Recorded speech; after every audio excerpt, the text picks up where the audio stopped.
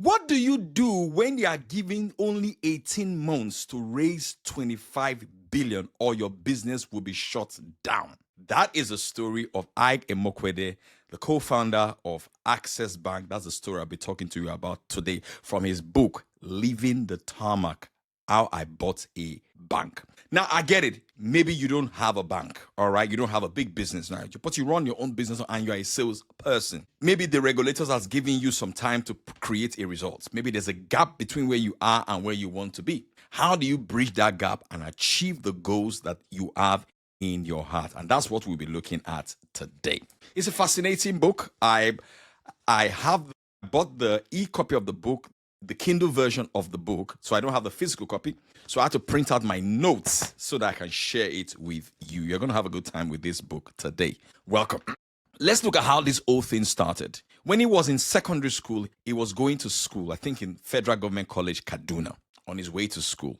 All right. So when he got to the airport, at the tarmac, in those days in Nigeria, people just flood the tarmac, right? So he couldn't get on the plane because, his secondary school, his frame is small, and the bigger and the older people cornered him and they all got in onto the plane. He said he stood there with his two briefcases. He'll watch the plane leave the tarmac. And then on that day, he said he made a vow to himself. He said, in this life, nothing or nobody will leave me at the tarmac while I watch other people go. That was a defining moment. That was a defining experience in his life that he carried for the rest of his life. In fact, when he started a process to buy Access Bank in 2000, there is something here he said that was very, very powerful. He said, by early 2000, I knew that if the banking industry took off without me as a owner of a bank, I will be left standing on the terminal with little hope of my entrepreneurial vision. So you see how that is connecting him. You see, the experience of his childhood is beginning to infect and affect his choices and his decisions as an adult. So he was a banker. He was in Guaranteed Trust Bank as an executive director. We call them an ED, to do one of these short programs for top executives. And when he got there, his late brother-in-law, his name is Brume, all right? His brother-in-law, Brume gave him a book, and the title of the book is called Leaving the Tarmac. The book was written by a guy called Rick Rubinstein, Rickerstein, and Robert Gunther. The book was very, very powerful. The book shaped his perception so strongly. He said when he finished reading the book, while in Harvard, he dropped the book and he vowed. He said, I'm coming back to Nigeria to buy a bank. He said one of the questions in the book that really stirred him up a lot was when the author said, do you want to work for another person and survive only on salary and bonuses forever? Or do you want to chase your dreams and make your name on the earth? That was what inspired him to say, you know what, I'm coming back to Nigeria and I'm coming back to buy a bank. So when he made up his mind, of course, he had a best friend, late Herbert Wigwe, may his soul rest in perfect peace. He said, which bank am I going to buy? And then he pointed the bank. He knew the bank. The name of the bank is called Access Bank. Now, but there was a problem. Someone said there was a problem. Their first challenge was raising the necessary capital to purchase the shares of Access Bank. They needed ₦1 billion then. ₦1 billion then, that was like $9 million.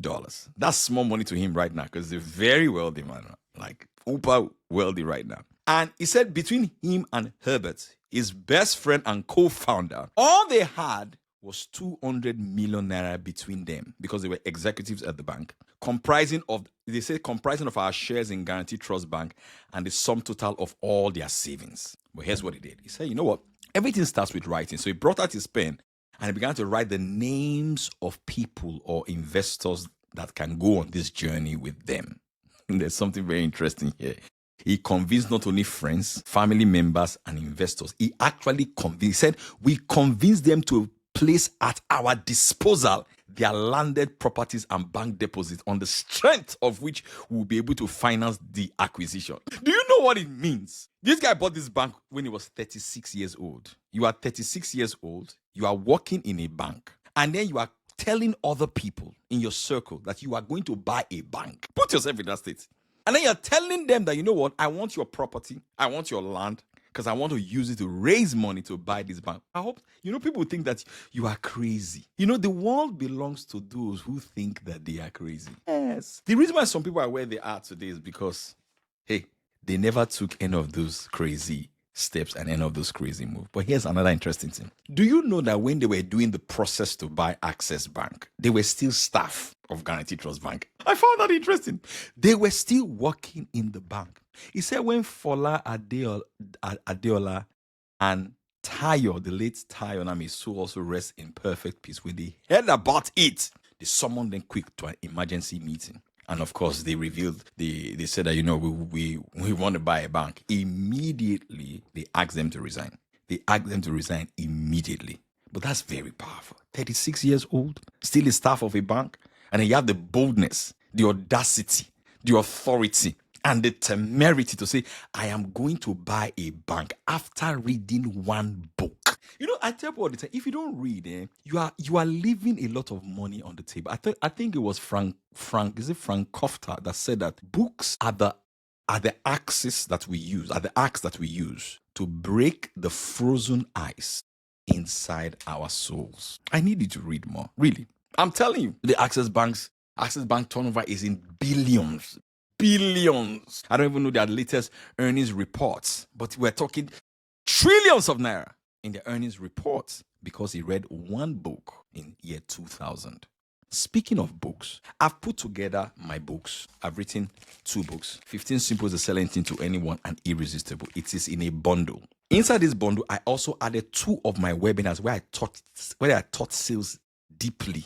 All right, inside it. Also, this book that I'm reviewing, right? What you're seeing here, I also put it as a bundle. Inside the bundle, I've reviewed this book and I wrote a copious notes about the book, about this book I'm reviewing, plus 22 other books. You can get all of these things for less than $10. So click on the link on the show note if you're listening to this on Spotify, the first link on the show note, and the first link if you are watching me on YouTube right now. So let's get back into the episode. Let's look at what he said about beating your competition. He said, if you want to beat the next guy, you have to study far longer than him each day. He said, if you work as hard as your competitor, he said, if you work half as hard as your competitor, you can hardly complain when you earn as much profits. He said, all these lessons had soaked into the fabric of my being. Now, I'm going to connect this now to the next thing he's going to talk about now, because he had to really, really work hard. I understand at some point he had 1 or 2 health challenges and they flew him out of the country for treatment. But here's what he said. He said, there are times in the life cycle of companies, industries, or even personal brands when you face circumstances that may require a much higher level of sacrifice from every stakeholder. And that is very, very important. You must know the season that you are in your business. There are seasons that you're in your life and your business, right? You won't have the balance of a family, I'm telling you. You may need to talk to your spouse and say, look, honey, at this moment, at this season, because of where we are, I will put in an enormous amount of work. I may not have the time to spend time like I used to.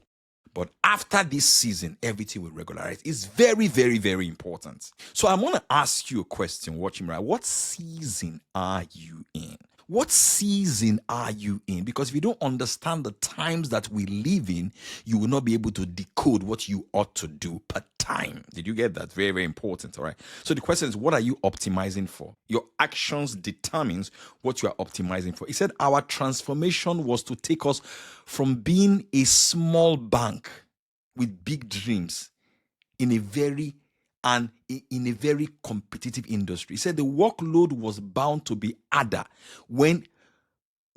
than it would be for those who remain in the tarmac. So if you want to remain in the tarmac of life, your workload will be simple. But if you don't want to remain in the tarmac, then your workload will be harder. He said we grappled with the challenge of shrinking time frames and increasing competition. And to overcome these forces, we had to keep leapfrogging all the time. Let's look at what he says about God, the role of God in his journey to becoming a very successful. God knows how many branches Access Bank have today all over the world. They're in England. They're all over Africa. They're all over Nigeria. Do you know how many people they employ? People's salary they pay every single month because somebody already booked in 2000. Jesus. Let's see what it says about God here. He said, I say this knowing as I do that while we are very capable, several of the milestones that you will read in this book, right, did not happen because we are smart. He said there are many unexplained coincidences, accidents of timing, events of chance that can only be attributed to the Almighty God. I love it when he's giving such acknowledgments to the Lord for the help and the role that God played in his life. That's a great man for you. That's a great man for you. And that's why I tell people all the time, keep a gratitude journal. You've got to write down the things that you are grateful to God about. On this episode, I talk about it every single time. For example, this is my current journal. All right, I keep a gratitude journal every day. Even today, I've done it this morning over a cup of coffee. I write down the 10 things I'm grateful to God about. All right. Next, he spoke about the support of his wife. He said, to be honest with you, I was an absentee father when we were building this company. May God bless you with a good wife if you're watching me and you're single. And may God bless you with a good husband if you want to get married, if you're watching this. People that believe, and you also believe in the beauty of their dreams and understand the season that you are in. This is critically important. Imagine if his wife wasn't supportive. He'll be in trouble. Be in a lot of trouble. All right. Next, there's something he said that was so powerful. He said, this is on dreaming, on doing big things. He said, right from day one in March 2002, we were very clear. We wanted to be playing in the Champions League of Nigerian banks. So therefore, set a goal for leaping from an obscure position to the top 10 banks in Nigeria. I know Access Bank is among the top 3 or top 4, top 5 banks in Nigeria right now. He spoke into existence. He spoke it into existence. So I'm a big fan of speaking words into existence. I don't know about you. Every day, take affirmations. Declare your goals. What do you want to accomplish in your life? In 2002, he said they will be among the top 10 banks in Nigeria. They are not even among the top 10 banks. They are among the top 3. Top 3 in Nigeria. I'm telling you. Right? Remember what he said? Access Bank was ranked in the last quartile of a field of 99 banks. As at that time, there were 99 or so banks in Nigeria. They were at the bottom. The bottom. All right? So, let's talk about how he handles challenges. How do you rise up to the challenge when challenges come? This is fascinating. But you should go and get the book. The title of the book is called Leaving the Tarmac by Aigboje Aig-Imoukhuede. All right? He's the co-founder of Access Bank with turnovers of trillions of naira. All right, so great. How did he handle challenges? Now, here's what happened. In 2005, the then chairman of the Central Bank of Nigeria, Dr. Soludo, he said that if you are going to operate as a bank in Nigeria, must have, let me be clear about the figure now, you must have a deposit of $200 million. And that is 25 billion naira as at that time. Now, here's the thing. As at 2005, what Access Bank had was 4 billion. This was 4 billion that they had. So they needed 21 billion naira in 18 months. Or their license will be revoked and they'll be out of business. Aig-Imoukhuede said something very, very powerful. He said, I was not moved by that announcement because I was clear on our path to making having the 25 billion. You know what their path was? Number one was that they were going to do an initial public offering, an IPO, and then they were going to buy a bank. He knew. He set out a plan. You must have a plan. You must have a strategy. You must have a strategy. If not, what are you going to do? Quickly, speaking about strategy, I'm doing a 5-day make sales challenge. It's a strategy session for 5 days on how to take your sales to the next level. So you can click on the link on the show notes and do that. I've over let's say 1,000 students have gone through that program. One student that went through that program, she sold a house in Abuja for 85 million. Another one sold a property for $70,000 off the back of what they learned from that class. So click on the link in the show notes and sign up for that class. In fact, I'm doing a 50% discount for 48 hours. So take advantage of that right now. Let's go. All right. So how did they raise shares? How did they raise money in their IPO? I love what he said. He said when they were canvassing for the IPO, he said they were all doing the marketing themselves, from the GM to the CEO. I remember that time in 2005. I was still in Port Harcourt then. Yes, I was still in Port Harcourt. In fact, I bought Access Bank shares that time. I don't even know what the worth of that share is right now. All right. They had an 8 billion naira target. I saw them. They would do roadshow. They would go from city to city. In fact, in his words, he said, we were so aggressive, it was like running a national election campaign. Have you seen when politicians are campaigning for your votes? They go from every city and every state. They are intense. Are you that intense about selling your product and your service? He said he went from office to office, state to state. They did adverts. They did everything. At the end, guess how much they raised in their IPO? They raised 15 billion naira. And their target was 8 billion naira. See, when you have a clear path, when you have a dream, and you have a great team, you can literally do miracles. But the thing has not ended there. It hasn't ended there. They still needed more money. And here's where everything clicked for him. In 2004, FMO of the Netherlands made a $15 million convertible debt investment in Access Bank with an option to convert it into equity at some point. And Aig-Imoukhuede and the late Herbert now said to themselves, you know what? Even though these guys say they will convert this money into equity at some point, right now we need money and we have just a few days to go or we'll lose our license. You know what this guy did? They bought a flight ticket. They flew from Lagos to the Netherlands. I learned something here about this. I don't think they needed a visa to go to the Netherlands. May God bless you and me and all of us with the ability to pack our bags, buy a ticket, and move to any country that we need to go to attend a meeting. Because let me give you an example. If your competitor is an American and there's a business meeting that two of you must attend, if you're from a country that you require a visa to enter that country, your competition will be there before you. If the competitor has a blue passport, an American passport, or a red passport, which is a British passport, they will buy a ticket and move before you because they don't need a visa to enter most of the countries in the world. So I'm praying that God will bless all of us to get to that stage where we have a travel document that we can just buy a ticket right now without a visa and move. Did you get that? So critical important. Let's get back to the point. So they went to the Netherlands. This was around Christmas. The company was closing. They don't play with that with their holiday now. They asked for a meeting. And the guys, they said, we usually don't do this. They don't do this. The FMO Netherlands people, they call for an emergency board meeting. And then Aig and Herbert were waiting for them to make a decision.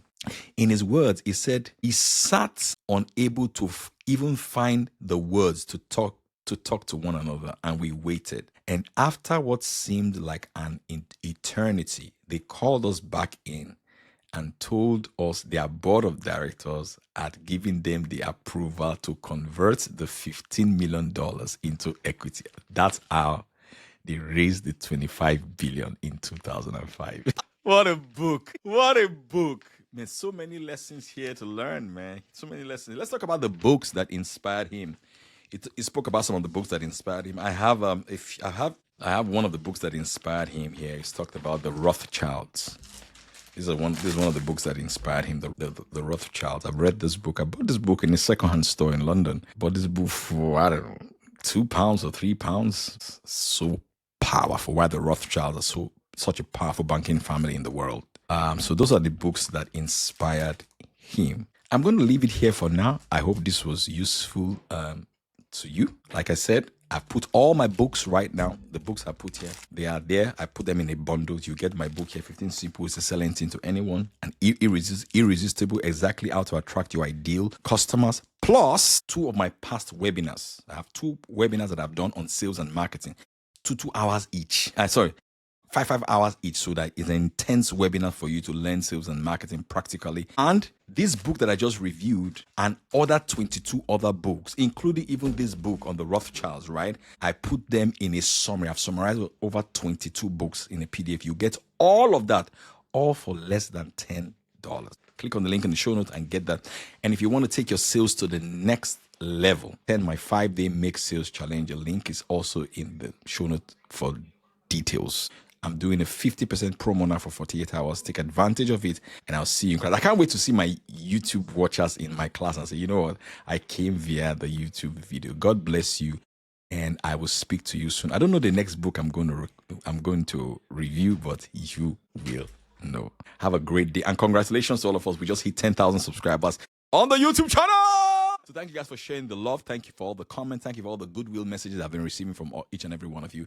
God bless you. Comment if you want me to do like a YouTube live for everybody to just get to know members of the community and send me your questions. I'll speak to you soon. Let's go. Boom! If you're watching this on Spotify, please click on the subscribe button as well. And on YouTube, click on the subscribe button as well. Speak soon. Let's go. Boom. This was a good episode.